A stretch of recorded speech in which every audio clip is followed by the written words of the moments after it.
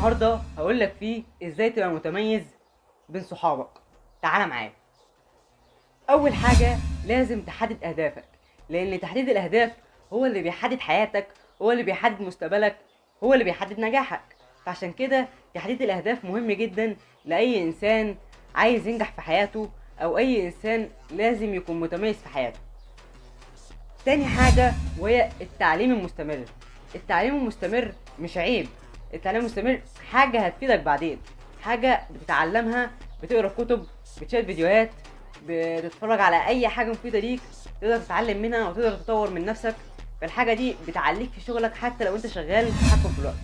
لازم تتحكم في وقتك وتكون منضبط جدا، وتحدد الوقت ده هتعمل فيه ايه، والوقت ده وقت راحة وكده.